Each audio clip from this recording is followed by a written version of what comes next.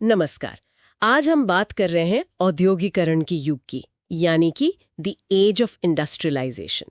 ये वो समय था जब चीजें बनाने के तरीके बदल रहे थे, खासकर मशीन्स के आने से, है ना? बिल्कुल। अक्सर हम इसकी तस्वीरें देखते हैं जैसे कोई एंजल ऑफ प्रोग्रेस या फिर कोई मॉडर्न मैकेनिक जैसा।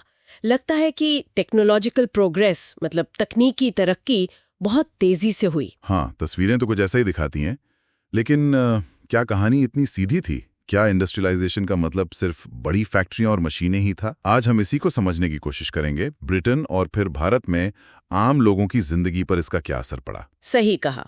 तो फैक्ट्रीज से पहले क्या था? मैंने सुना है प्रोटो इंडस्ट्रियलाइजेशन जैसा कुछ होता था।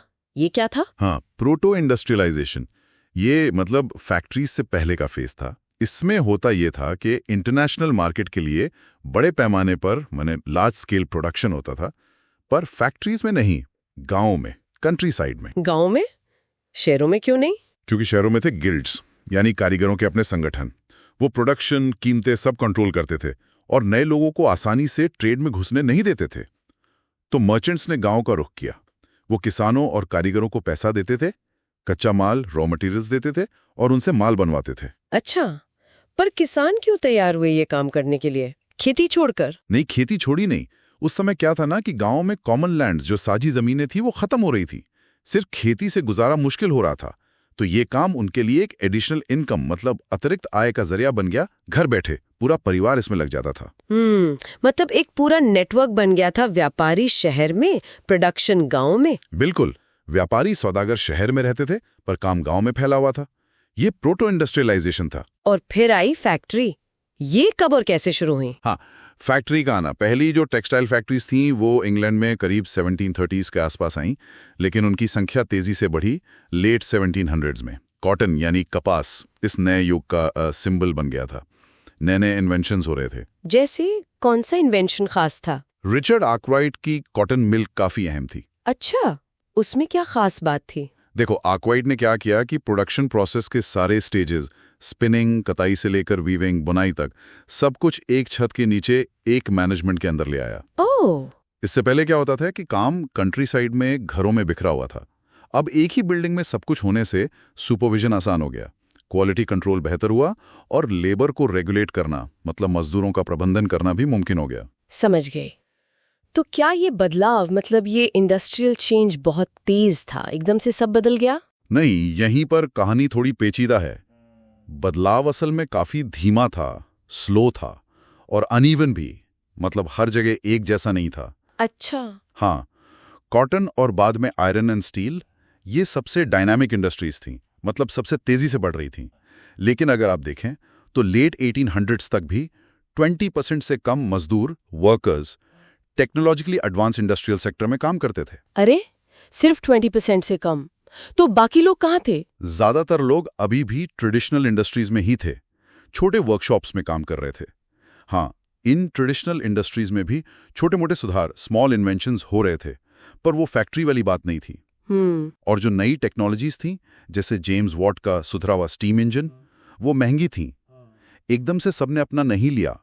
आपको पता है, अर्ली 1800s में पूरे इंग्लैंड में सिर्फ 321 स्टीम इंजन थे। सिर्फ 321? हाँ, तो मिड 1800s का जो टिपिकल वर्कर था वो मशीन ऑपरेटर नहीं था, बल्कि ट्रेडिशनल क्राफ्ट पर्सन यानी पारंपरिक कारीगर ही था। तो फिर ये सवाल उठता है कि जब मशीन्स आ गई थीं तो भी हैंड लेबर मतलब हाथ का काम क्यों चलता रहा? इसके कई कारण थे। एक तो विक्टोरियन ब्रिटेन में लेबर की कोई कमी नहीं थी, मजदूर बहुत थे, तो वेजेस यानी मजदूरी कम थी। अब जब मजदूर सस्ते मिल रहे हैं तो व्यापारी महंगी मशीन्स में पैसा क्यों लगाएं जिन पर बड़ा कैपिटल इन्वेस्टमेंट लगता है। हाँ, ये बात तो है। दूसरा, कई इंडस्ट्रीज में काम सीजनल होता था, मतलब साल के कुछ महीनों में ही होता था, जैसे गैस वर्क्स, ब्रूअरीज, शराब की भट्टियां, बुक बाइंडिंग, जहाजों की मरम्मत। इन कामों के लिए व्यापारी सीजनल लेबर रखना पसंद करते थे, बजाय इसके कि वो मशीन्स में इन्वेस्ट करें जो साल भर खाली पड़ी रहें। अच्छा, मतलब जरूरत के हिसाब से मजदूर रख लिए। बिल्कुल। और एक और बात थी, बहुत सी चीजों में बारीक काम, इंट्रिकेट डिजाइन और स्पेसिफिक शेप्स की जरूरत होती थी। ये काम मशीनों से नहीं बल्कि ह्यूमन स्किल यानी इंसानी हुनर से ही हो सकता था। मिड 1800s में ब्रिटेन में 500 तरह के हथौड़े और 45 तरह की कुल्हाड़ियां बनती थीं। ये हाथ से ही मुमकिन था। 500 तरह के हथौड़े, बाप रे। हाँ, और जो अपर क्लासेस थी, एरिस्टोक्रेट्स और बुर्जुआजी, वो हाथ से बनी चीजों को रिफाइन और एलिगेंट मानती थी। उनके लिए ये स्टेटस सिंबल था। मशीन मेड गुड्स तो ज्यादातर एक्सपोर्ट के लिए होते थे, कॉलोनीज के लिए। तो मजदूरों की जिंदगी कैसी थी? सुना है बहुत मुश्किल थी, नौकरी मिलना वगैरह। बहुत ज्यादा मुश्किल। लेबर की अबंडेंस थी, मजदूर बहुत ज्यादा थे, तो नौकरी मिलना आसान नहीं था। अक्सर जान पहचान, मतलब नेटवर्क्स ऑफ फ्रेंडशिप एंड किन रिलेशंस पर निर्भर करता था। अगर आपका कोई रिश्तेदार या दोस्त फैक्ट्री में है तो शायद आपको काम मिल जाए, वरना हफ्तों इंतजार करना पड़ता था। लोग सड़कों पर सोते थे, पुलों के नीचे या फिर नाइट शेल्टर्स में। काम अक्सर सीजनल होता था, तो साल के कई महीने बेरोजगारी, अनएम्प्लॉयमेंट रहती थी। वेजेस बढ़े जरूर, लेकिन महंगाई, इन्फ्लेशन उसे अक्सर बेअसर कर देती थी। जैसे नेपोलियनिक वॉर्स के दौरान चीजों के दाम बेतहाशा बढ़े तो मजदूरों की रियल इनकम कम हो गई, और मंदी का डर तो हमेशा रहता था। 1830s की इकोनॉमिक स्लंप में बेरोजगारी 35 से 75% तक पहुंच गई थी, अलग अलग इलाकों में। तभी शायद वो नई टेक्नोलॉजी, नई मशीनों से इतना डरते थे और गुस्सा भी थे। बिल्कुल, उन्हें लगता था कि ये मशीनें उनकी रोज रोटी छीन लेंगी। स्पिनिंग जेनी जब आई तो ऊन कताई करने वाली महिलाओं ने उस पर हमले किए, क्योंकि उन्हें डर था कि उनका हैंड स्पिनिंग का काम चला जाएगा। ये संघर्ष लंबा चला, लेकिन बाद में कुछ हालात सुधरे। हाँ, 1840s के बाद शहरों में कंस्ट्रक्शन एक्टिविटी बढ़ी, सड़कें चौड़ी हुई, नए रेलवे स्टेशन बने, रेलवे लाइनें बिछीं। इससे एम्प्लॉयमेंट के मौके कुछ हद तक बढ़े। ये तो हुई ब्रिटेन की बात। अब जरा भारत की ओर आते हैं। भारत तो उस वक्त ब्रिटेन की कॉलोनी यानी उपनिवेश था। यहाँ औद्योगिकरण का क्या मतलब था? हाँ, भारत की कहानी बिल्कुल अलग है। मशीन इंडस्ट्री आने से पहले भारत का सिल्क और कॉटन गुड्स, रेशम और सूती कपड़ा इंटरनेशनल मार्केट में छाया हुआ था। आर्मीनियन और पर्शियन व्यापारी यहां से माल ले जाते थे। ट्रेड पर भारतीय मर्चेंट्स और बैंकर्स का कंट्रोल था। सूरत, गुजरात और हुगली, बंगाल जैसे पुराने पोर्ट्स बहुत अहम थे। फिर ईस्ट इंडिया कंपनी आ गई। हाँ, और सब बदलने लगा। 1750s के बाद जैसे जैसे यूरोपियन कंपनीज और ईस्ट इंडिया कंपनी ने पॉलिटिकल पावर हासिल की, उन्होंने ट्रेड पर अपनी मोनोपोली, अपना एकाधिकार जमाना शुरू कर दिया। पुराना सिस्टम टूटने लगा। सूरत और हुगली जैसे पुराने पोर्ट्स डिक्लाइन कर गए। उनका एक्सपोर्ट नाटकीय ढंग से गिरा, क्रेडिट सूख गया, लोकल बैंकर्स दिवालिया हो गए। और फिर नए पोर्ट्स उभरे, बॉम्बे और कलकत्ता। ये कॉलोनियल पावर के केंद्र थे, और ट्रेड अब यूरोपियन शिप्स से यूरोपियन कंपनीज के कंट्रोल में होने लगा। इसका असर बुनकरों, वीवर्स पर बहुत बुरा पड़ा। हाँ, वीवर्स का क्या हुआ? कंपनी ने पहले तो कोशिश की कि सप्लाई बनी रहे, लेकिन फिर उन्होंने बुनकरों पर डायरेक्ट कंट्रोल स्थापित करने के लिए एक सिस्टम बनाया। उन्होंने गोमास्ता अपॉइंट किए। ये कंपनी के पेड सर्वेंट्स होते थे, जिनका काम था बुनकरों को सुपरवाइज करना, माल कलेक्ट करना और क्वालिटी चेक करना। ओह, मतलब सीधा दखल। बिल्कुल। और उन्होंने एडवांस सिस्टम यानी पेशगी कर्ज का सिस्टम शुरू किया। बुनकरों को कर्ज दिया जाता था, इस शर्त पर कि वो अपना बनाया माल गुमास्ता को ही बेचेंगे। अब बुनकर कर्ज में फंस गए। वो किसी और व्यापारी को माल नहीं बेच सकते थे। उन्हें कंपनी से जो दाम मिलता था वो बहुत कम होता था। यानी शोषण, एक्सप्लॉयटेशन। जबरदस्त एक्सप्लॉयटेशन। गुमास्ता अक्सर बाहर के लोग होते थे। वो सिपाहियों और चपरासियों के साथ आते थे। माल समय पर ना देने पर बुनकरों को सजा देते थे, पीटते थे। बुनकर अपनी जमीन भी नहीं बेच सकते थे। कई जगहों पर बुनकरों ने कंपनी का विरोध किया, गांव छोड़कर चले गए या फिर खेतीहर मजदूर, एग्रीकल्चरल लेबरर्स बन गए। और इसी बीच मैनचेस्टर का कपड़ा भारत आने लगा। बिल्कुल। इंग्लैंड में कॉटन इंडस्ट्री डेवलप हुई तो वहां के इंडस्ट्रियलिस्ट ने सरकार पर दबाव डाला कि इंडियन टेक्सटाइल्स के इंपोर्ट पर रोक लगाई जाए, ताकि मैनचेस्टर गुड्स बिना कंपटीशन के बिक सके। साथ ही उन्होंने ईस्ट इंडिया कंपनी पर दबाव डाला कि वो ब्रिटिश मैन्युफैक्चरर्स को इंडियन मार्केट्स में बेचें। तो डबल मार पड़ी। हाँ, 19वीं सदी की शुरुआत तक ब्रिटेन से कॉटन पीस गुड्स का एक्सपोर्ट नेग्लिजिबल था, ना के बराबर। पर 1850 तक कॉटन पीस गुड्स भारत के इंपोर्ट्स का 31% हिस्सा बन चुका था। 1870s तक ये 50% से ज्यादा हो गया। बाप रे। भारतीय बुनकरों के सामने दोहरी समस्या थी। उनका एक्सपोर्ट मार्केट खत्म हो गया और लोकल मार्केट मैनचेस्टर के सस्ते मशीन मेड इंपोर्ट से भर गया। वीवर्स की हालत बहुत खराब हो गई। और फिर 1860s में एक और मुसीबत आई। वो क्या थी? अमेरिकन सिविल वॉर छिड़ गया। अमेरिका से ब्रिटेन को कॉटन सप्लाई बंद हो गई, तो ब्रिटेन ने भारत से रॉ कॉटन का इंपोर्ट तेजी से बढ़ाया। भारत से कच्चा कपास ब्रिटेन जाने लगा, तो भारतीय बुनकरों के लिए अच्छी क्वालिटी का कपास मिलना मुश्किल हो गया और उसकी कीमतें आसमान छूने लगी। तो क्या भारत में फैक्ट्रीज नहीं लगी, लेकिन काफी बाद में और बहुत धीमी रफ्तार से। पहली कॉटन मिल बॉम्बे में 1854 में लगी और प्रोडक्शन 2 साल बाद शुरू हुआ। फिर जूट मिल्स बंगाल में लगी, कानपुर में एल्जिन मिल शुरू हुई, अहमदाबाद में भी मिल्स खुनी। ये कौन लोग थे जो ये इंडस्ट्रीज लगा रहे थे? पैसा कहाँ से आया? शुरुआती एंटरप्रेन्योर्स में से कई वो थे जिन्होंने एक्सटर्नल ट्रेड से पैसा कमाया था, जैसे चीन के साथ व्यापार, जिसमें ओपियम का एक्सपोर्ट और चीन से चाय का इंपोर्ट शामिल था। द्वारकानाथ टैगोर, दिनशा पेटी, जेन टाटा, सेठ हुकमचंद, जीडी बिरला, इन सब ने बाहरी व्यापार से ही अपनी शुरुआती पूंजी जमा की थी। लेकिन क्या ये आसान था?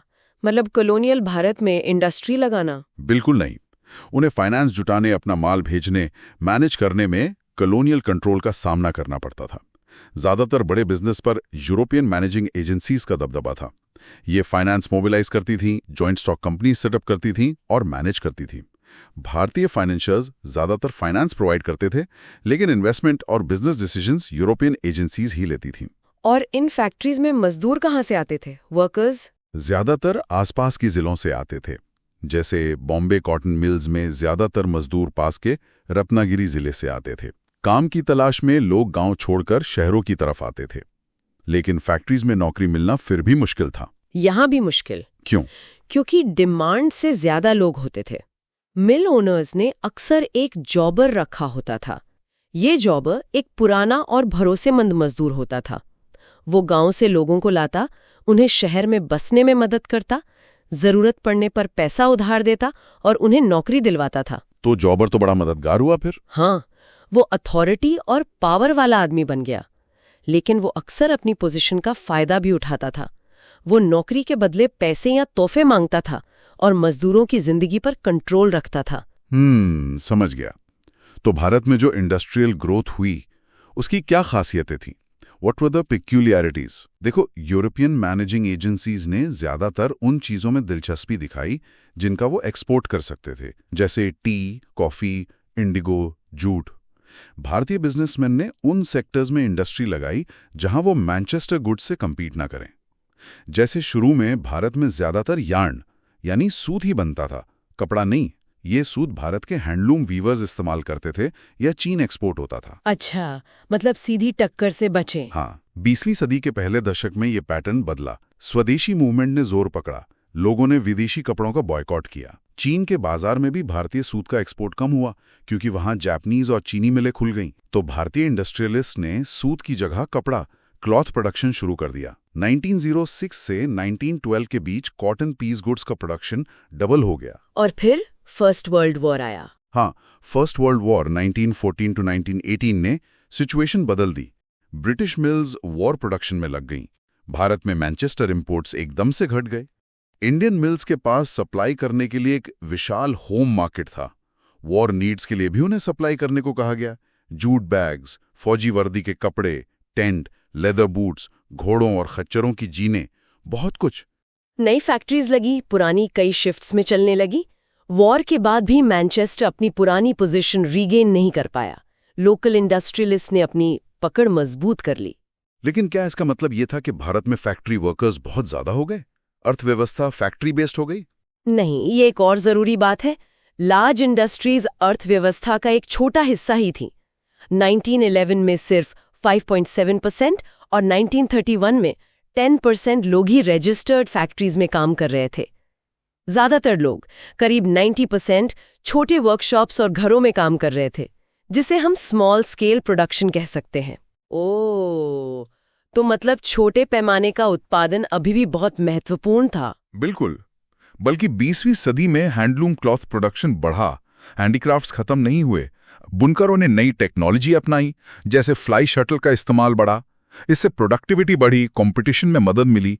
कुछ खास तरह के कपड़े जैसे बनारसी साड़ियां या मद्रास की लुंगियां, वो तो मशीन से बनी नहीं सकती थी, तो हैंड लेबर बहुत महत्वपूर्ण बना रहा। ये तो बहुत दिलचस्प है। अच्छा, अब माल बन गया, चाहे फैक्ट्री में या हाथ से, इसे बेचने के लिए, मार्केट बनाने के लिए क्या तरीके अपनाए गए? विज्ञापनों का जोर था, एडवर्टाइजमेंट्स। ये एक तरीका था नए कंज्यूमर्स बनाने का, बाजार फैलाने का। कैसे विज्ञापन? जब मैनचेस्टर के इंडस्ट्रियलिस्ट ने भारत में कपड़ा बेचना शुरू किया तो उन्होंने कपड़ों के बंडल्स पर लेबल लगाए। लेबल पर मेड इन मैनचेस्टर लिखा होता था ताकि खरीदार को क्वालिटी का भरोसा हो। Brand building. एग्जैक्टली। और उन्होंने इन लेबल्स को भारतीय खरीदारों के लिए फैमिलियर बनाने की कोशिश की। लेबल्स पर भारतीय देवी देवताओं, कृष्ण, सरस्वती की तस्वीरें छापी ताकि भगवान का आशीर्वाद लगे और माल अपना सा लगे। राजा महाराजाओं की तस्वीरें भी इस्तेमाल हुई। मैसेज ये था कि अगर रॉयल्टी से इस्तेमाल कर रही है तो ये अच्छा ही होगा। वाह, ये तो कमाल का तरीका था। हाँ, और कैलेंडर छपवाकर लटकाना आम हो गया। चाय के विज्ञापनों में, दुकानों में, हर जगह कैलेंडर दिखते थे जिन पर भगवान या नवाबों की तस्वीरें होती थीं। और इंडियन मैन्युफैक्चरर्स ने क्या किया? जब भारतीय उत्पादकों ने विज्ञापन दिए तो उनमें अक्सर नेशनलिस्ट मैसेज होता था, मतलब राष्ट्रवादी संदेश। अगर आप देश की परवाह करते हैं तो विदेशी चीजें छोड़कर भारतीयों द्वारा बनाई चीजें खरीदें। विज्ञापन स्वदेशी यानी स्वदेशी का जरिया बन गए। तो कुल मिलाकर इस पूरी कहानी से, इस एज ऑफ इंडस्ट्रियलाइजेशन से हम क्या समझ सकते हैं? की टेकअवेज क्या हैं? देखिए, सबसे बड़ी बात यह है कि औद्योगिकरण सिर्फ बड़ी फैक्ट्रीज और तेज टेक्नोलॉजिकल चेंज की कहानी नहीं है। ये कहानी ज्यादा कॉम्प्लेक्स है। इसमें प्रोटो इंडस्ट्रियलाइजेशन है, हाथ का काम है, छोटे उद्योग हैं, मजदूरों का संघर्ष है, उनकी जिंदगी है। और भारत जैसे कॉलोनीज में इसका अनुभव ब्रिटेन से बिल्कुल अलग था। कॉलोनियलिज्म ने इसे एक खास शक्ल दी। सही कहा, ये सिर्फ मशीनों की जीत की कहानी नहीं है, बल्कि इसमें इंसानी जिंदगी के बहुत से पहलू जुड़े हैं। बिल्कुल। और जो तस्वीरें हमें दिखती हैं वो अक्सर आधी हकीकत ही बताती हैं। तो जाते जाते हमारे श्रोताओं के सोचने के लिए कोई आखिरी विचार, अ फाइनल थॉट? हाँ, ये सोचना दिलचस्प है कि आज की इस हाईटेक दुनिया में जहां एआई और ऑटोमेशन की बात होती है, हमारी इकोनॉमी का कितना बड़ा हिस्सा अब भी स्मॉल स्केल प्रोडक्शन, छोटे अदृश्य नेटवर्क्स और गिग इकोनॉमी पर टिका हुआ है। क्या ये उस दौर के छोटे वर्कशॉप्स और घरों में होने वाले प्रोडक्शन से मौलिक रूप से बहुत अलग है? इस पर जरूर सोचिएगा।